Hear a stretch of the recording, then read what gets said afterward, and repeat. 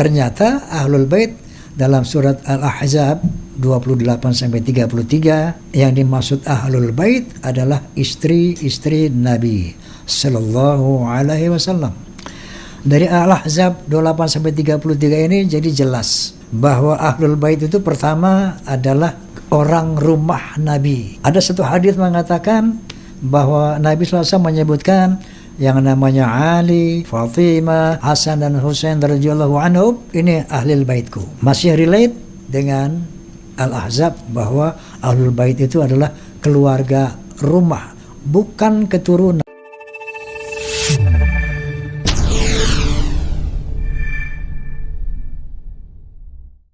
Lalu ketika dibenturkan dengan ayat Al-Quran ya, di dalam Al-Quran dalam surah Al-Ahzab, innama yuridullahu liyudhiba ankumur rijsa ahlal baiti wa yutahhirakum tathira. Allah hanyalah menghendaki untuk menghilangkan dosa dari kalian. Wahai ahlul bait, keluarga Nabi, dan menyucikan kalian sesuci-sucinya. Kan begitu. Ketika ditanya siapa yang dimaksud ahlul bait dalam ayat ini, kata orang-orang Syiah itu keturunan Nabi. Istri Nabi gimana? Bukan. Loh, kok bisa bukan? Ini kata mereka. Kalau menurut kita istri Nabi ahlul bait, keturunan Nabi ahlul bait. Soal masalah sabab nuzul, asbabun nuzul ayat ini, memang ada ayat berikutnya yang dibicarakan tentang istri-istri Nabi. Oh, berarti ini maksudnya istri Nabi. Sabab nuzulnya. Sebagian ada yang mengatakan, banyak riwayat mengatakan, sebab turunnya ayat ini bukan istri Nabi. Siapa? Rasulullah yang memasukkan. Karenanya kalau ngomong gak jelas belajar di mana, mondok di mana, entah doktor tafsir atau apa, lalu bilang yang dimaksud ahlal baiti wa yutahhirukum tathira cuma istri-istri Nabi, anak cucu Nabi gak masuk katanya. Loh, dari mana ini? Ya gak bisa diterima begitu. Karena yang memasukkan ini Rasulullah. Kalau Rasulullah yang memasukkan, mau apa? Rasulullah yang memasukkan. Jadi sudah masuk mereka di dalam wa yutahhirukum tathira. Karenanya setelah ayat ini turun, malam-malam Rasulullah selalu membangunkan Sayyidina Ali dan Siti Fatimah. Suruh sholat malam. Lalu beliau setelah membangunkan, sambil beliau membaca ayat ini, innama yuridullahu liyudhiba ankumur rijsa ahlal baiti wa yutahhirakum tathira. Ini artinya apa? Mereka memang masuk dalam ahlul bait. Yang menjelaskan masuk memang Rasulullah. Kalau begitu selesai. Kemudian ayat tathir ini, kata ulama kita, Allah menyucikan ahlul bait dari dosa sesuci-sucinya. Ini tidak hanya istri Nabi, tidak hanya anak cucu Nabi, tapi ahlul bait yang lain, Bani Hashim, Bani Muttalib itu masuk juga. Pertama tahun 2007. Tahun 2007 ada orang Syiah datang ke rumah, alumni pondok Syiah. Lalu tanya pada saya, Ustadz punya kitab tafsir. Tafsir apa? Ad-Durrul Mansur. Ada.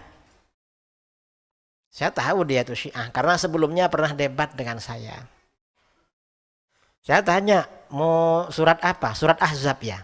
Iya katanya. Saya buka langsung ayat ini, iya katanya. Ya silahkan baca gitu. Setelah baca lalu ngajak diskusi dengan saya. Ustadz, apa? Ini tentang ahlul bait di tafsir ini. Ada 2 riwayat berbeda. 4 riwayat pertama menyebutkan yang dimaksud ahlul bait di sini istri-istri Nabi. Terus 5 riwayat berikutnya yang dimaksud ahlul bait di sini Ali, Siti Fatimah, Hasan, Husain dan anak cucunya. Lah terus ini kira-kira yang benar yang mana? Menurut antum katanya. Saya bilang, ya kalau menurut kami ahlus sunnah benar semua ini. Memang benar semua. Loh kok bisa Ustadz? Ya memang bisa. Mau dibilang gak bisa. Dan memang bisa. Loh, ini kan berbeda. Kok bisa dua pandangan berbeda tapi benar semua? Ya contohnya ini. Berbeda tapi benar semua, ini contohnya. Saya bilang begitu. Loh, kok bisa katanya? Ya kalau memang bisa, kenapa ditanya kok bisa?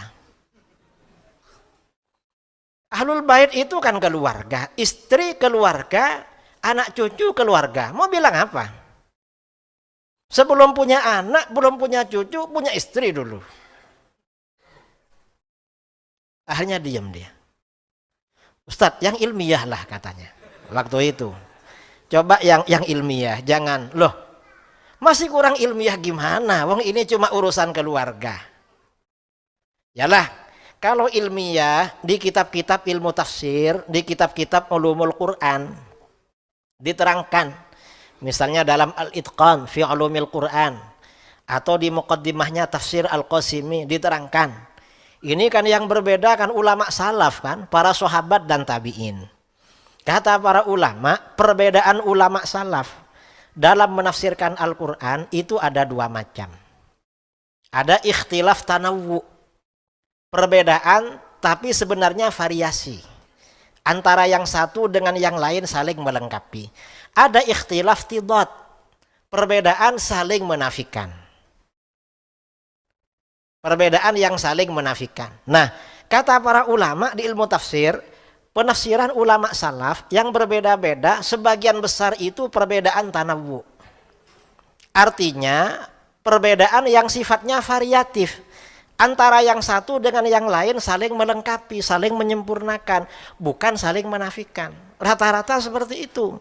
Contoh, misalnya di dalam surah Al-Fatihah, ihdinas syiratal mustaqim. Tunjukkan kami ke jalan yang lurus. Sebagian ulama salaf menafsirkan jalan lurus Al-Quran. Sebagian menafsirkan jalan lurus adalah Islam. Yang benar yang mana? Ya benar semua. Karena memang Islam itu Al-Quran, Al-Quran ya Islam. Masa mau dibilang beda? Sama dengan ini. Keluarga Nabi itu istrinya, keluarga Nabi juga anak cucunya. Ya betul memang. Memang keluarga semua. Akhirnya diam dia. Syiah ini. Pada waktu di Manado, saya pakai akal-akalan. Ya kalau gak menerima istrinya Nabi sebagai keluarga Nabi, ya repot. Dan itu gak perlu pakai dalil. Pakai apa? Pakai kakak. Kan ada kartu keluarga itu. Biasanya yang pertama suami, istri, baru anak-anak. Kakak aja sudah mengakui istri itu juga keluarga dan dapat kartu keluarga, lalu KTP, kurang apa? Masa mau gak bener ini, istri bukan keluarga. Loh, wong anaknya lahir dari istrinya, kok dianggap bukan keluarga? Ngawur namanya. Di Syiah ini saudara, memang beda. Ada perbedaan. Artinya apa? Ahlul bait, anak cucu Nabi masuk Ahlul Bait. Istri-istri Nabi masuk Ahlul Bait. Bani Hashim, Bani Muttalib masuk Ahlul Bait. Sama-sama masuk di sini. Karenanya kata para ulama, kalau kita membaca kitab-kitab yang menerangkan ayat tathir ini, Allah menyucikan Ahlul Bait dan menghapus dosa-dosa mereka, itu mencakup kesemuanya. Karena semuanya Ahlul Bait. Ini Ahlul Bait. Dan ini ayat Al-Quran ini sekaligus memang keutamaan Ahlul Bait. Termasuk keutamaan keturunan Nabi. Keturunan Nabi itu dibersihkan dosa-dosanya oleh Allah. Artinya apa ya? Bukan berarti keturunan Nabi itu gak diazab kalau berbuat dosa, enggak. Ya, ada janji dari Allah akan dibersihkan. Cuman ya, kata Imam Al-Haddad di dalam kitabnya Al-Fusul Al-Ilmiyah Wal Usul Al-Hikamiyah, keturunan Nabi itu kalau berbuat baik pahalanya 2 kali lipat.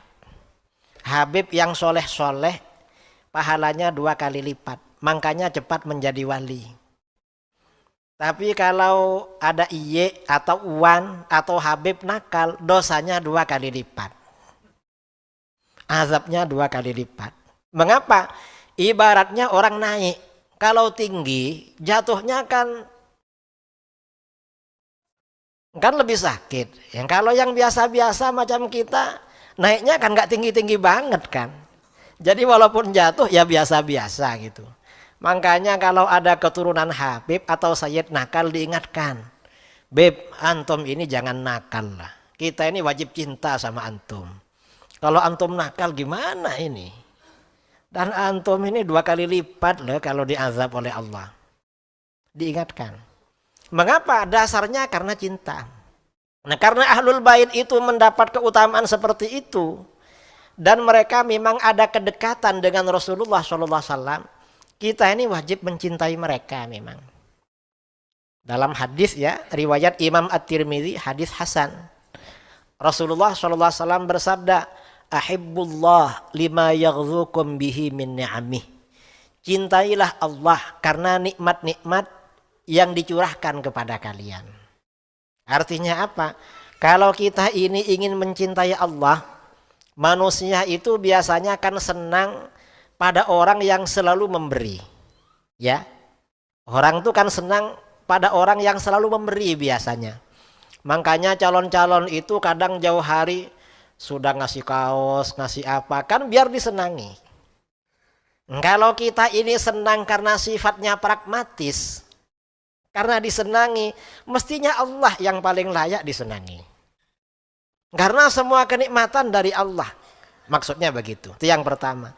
Yang kemudian kata Rasulullah, wa ahibbuni li hubbillah. Cintai aku karena cinta pada Allah.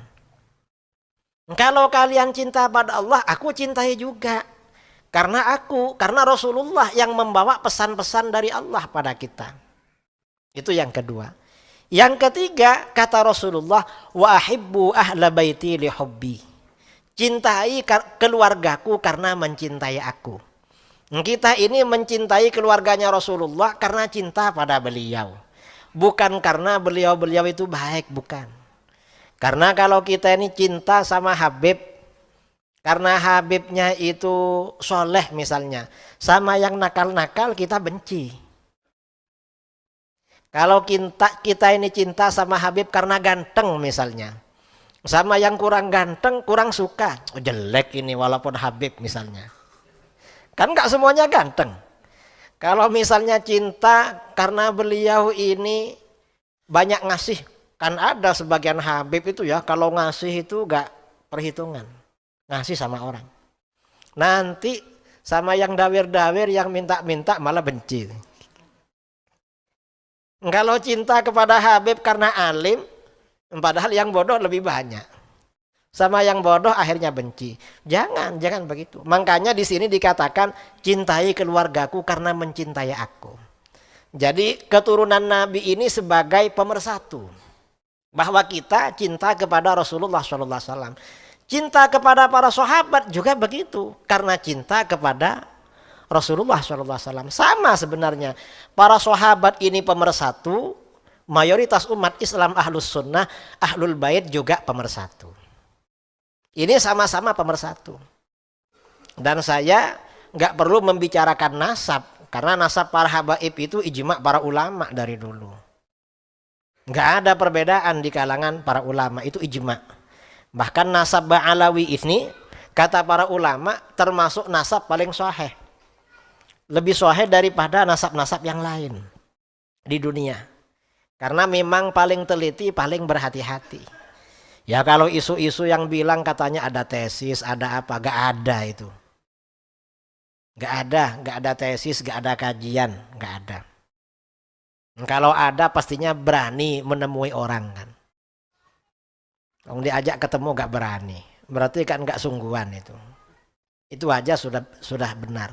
Artinya apa? Masalah ini ya kita gak perlu mempersoalkan. Sudah selesai dari dulu sebenarnya. Nasab Ba'alawi, gak ada persoalan masalah ini. Ini masalah ahlul bait. Nah, tentang para habaib atau ahlul bait yang lain, ada kelompok yang berbeda dengan kita. Siapa?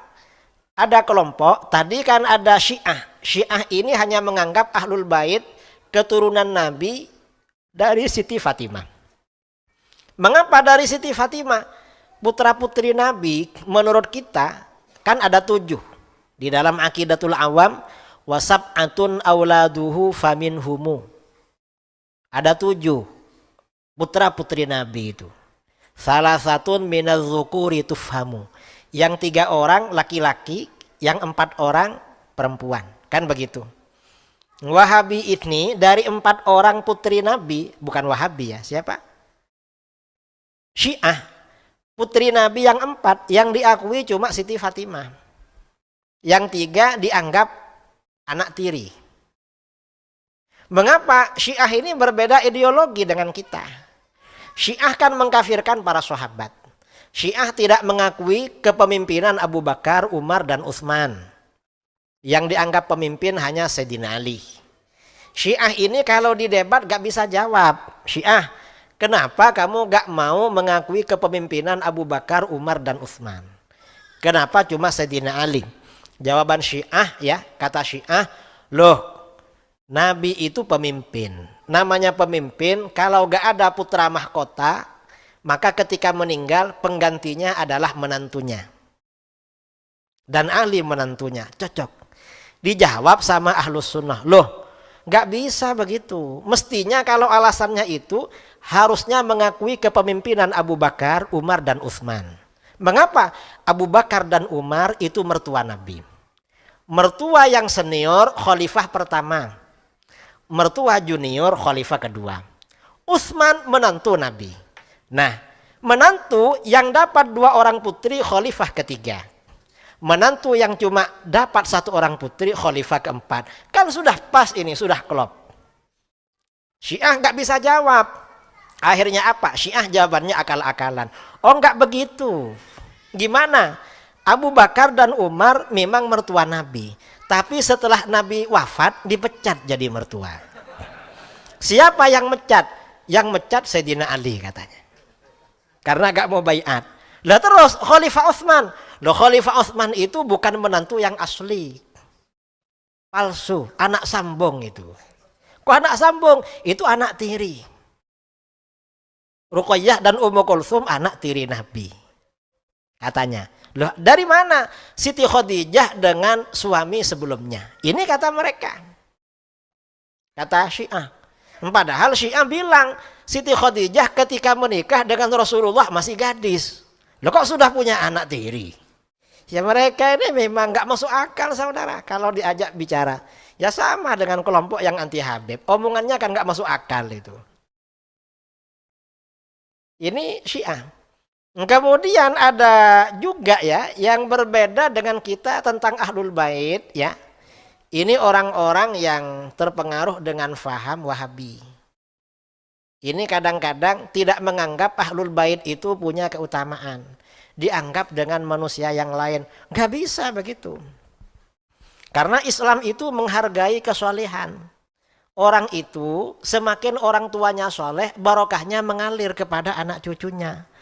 Sedangkan yang paling soleh itu kan Rasulullah. Rasulullah ini memang paling soleh. Berarti anak cucunya memang lebih mulia daripada anak cucu yang lain. Secara logika seperti itu. Dan ini memang banyak hadis-hadis yang menerangkan tentang keutamaan keluarga Nabi SAW. Makanya di dalam hadis mutawatir itu dikatakan ya, tarok tufikum isnatain. Ma in tamassaktum bihima lan tadillu ba'di. Aku tinggalkan pada kamu 2 perkara. Artinya peninggalan Nabi. Selama kalian berpegangan dengan 2 perkara itu, kalian tidak akan tersesat. Siapa? Kitabullah wa itrati ahla baiti. Wa itrati ahlu baiti. Yang pertama kitab Allah Al-Quran. Yang kedua keluargaku. Jadi kita ini maksudnya berpegangan dengan kitab Allah bagaimana? Ya mengikuti pesan-pesan Al-Quran ya, hukumnya dilaksanakan dan lain sebagainya. Kemudian berpegangan dengan keluarga Nabi bagaimana? Ya memuliakan mereka dan mencintai mereka.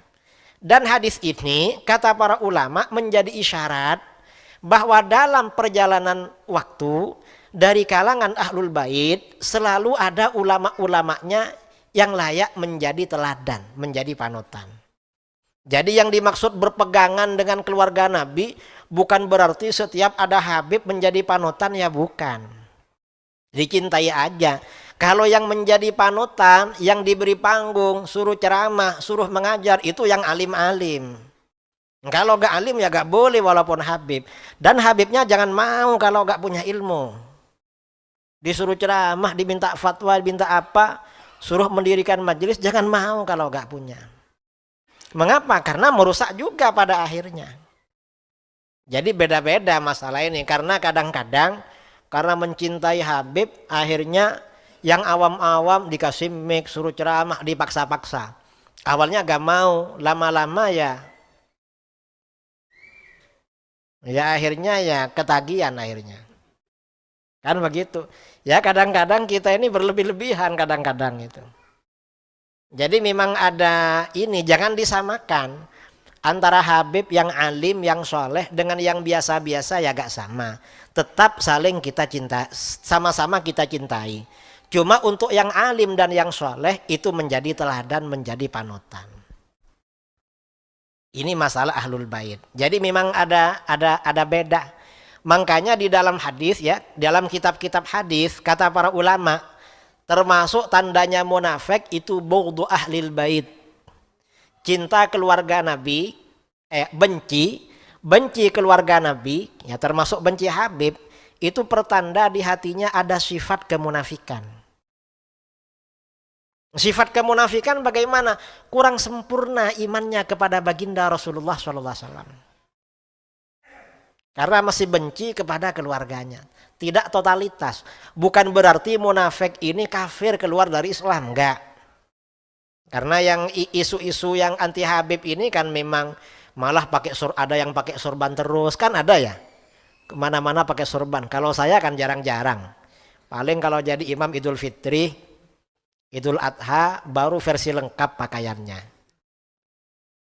Kalau gini-gini jarang-jarang. Karena dari mobil kadang berhenti di warung kopi atau apa. Kalau lengkap ya nggak enak gitu. Nah ini jadi bukan munafik seperti Abdullah bin Ubay, bukan. Artinya ya ada kemunafikan. Kemudian ya termasuk tanda munafik di dalam kitab-kitab hadis orang yang profesinya penyanyi. Tapi bukan penyanyi sholawat, bukan. Bukan orang yang kalau ada maulid lalu bawa, bukan itu, ya penyanyi lah. Kita agak merasa nih, nggak nyebut siapa-siapa ini. Kalau ada penyanyi terus benci ahlul bait, berarti klop munafiknya itu. Berarti tandanya ada dua. Kalau sudah benci ahlul bait, lalu munafik, lalu menafsirkan Al-Quran, klop lagi. Mengapa? Karena di dalam hadis di akhir zaman, orang munafik itu menafsirkan Al-Quran memang. Di hadis-hadis. Sabda Rasulullah SAW, akhwafu ma akhafu ala ummati, munafiqun yujadilu bil Quran. Yang paling aku khawatirkan pada umatku, orang munafik berdebat pakai Al-Quran. Menyalahkan orang lain pakai dalil Al-Quran. Klop ini. Misalnya ya kalau ada lah, tapi di sini gak ada. Ini hanya contoh ya. Ini apa namanya keluarga Nabi. Nah, kemudian masalah siapa? Masalah ahlul bait tadi, Sadah Ba'alawi, ini kan ijma ulama. Kalau yang awal-awal dulu dari Sayyid Ahmad bin Isa sampai abad ke-6, ke-7 itu dasarnya adalah syuhrah wal istifadah. Setelah itu sudah isbat pakai standar isbat yang ada itu, dan itu cukup. Karena kata para ulama syuhrah wal istifadah itu cukup. Enggak perlu kitab sezaman itu. Kalau yang mengharuskan kitab sezaman terus itu kurang piknik namanya. Membahas nasab tapi tidak mengerti teori ilmu nasab. Nah ini saudara-saudara ya tentang ahlul bait. Kemudian selain ahlul bait yang wajib kita hormati, kita muliakan. Siapa? Para imam, para ulama, guru-guru kita. Imam dalam fikih, di dalam tasawuf, kemudian di dalam akidah, ini wajib dimuliakan. Mengapa? Ya karena memang perintah Al-Quran. Di dalam Al-Quran, yarfa'illahu alladhina amanu minkum walladhina utul ilma darajat. Allah saja meninggikan derajat mereka. Berarti kita harus memposisikan mereka di atas. Kadang-kadang yang anti seperti ini Wahabi biasanya. Loh, mereka kan mungkin salah. Allah sudah tahu kalau mereka mungkin salah. Tapi kita kan masih diperintahkan. Justru kalau kita ini merendahkan para ulama, di dalam hadis-hadis termasuk tandanya orang munafik. Ada nifak. Kalau orang merendah-rendahkan ulama berarti ada nifak. Karenanya kelompok yang anti Ba'alawi kan merendah-rendahkan para ulama itu. Berarti kelompok munafiknya itu. Munafik karena benci ahlul bait. Lalu munafik menafsir-nafsirkan Al-Quran. Munafik ya karena menyerang para ulama. Munafik karena melecehkan para wali. Sampai Imam Al-Haddad, Imam siapa dileceh-lecehkan. Itu tandanya munafik itu. Kata para ulama. Tambah klop. Karenanya di akhir zaman hati-hati dengan munafik. Kita beri laluan azan dulu ya. Habis azan kita tanya jawab sampai sholat isya.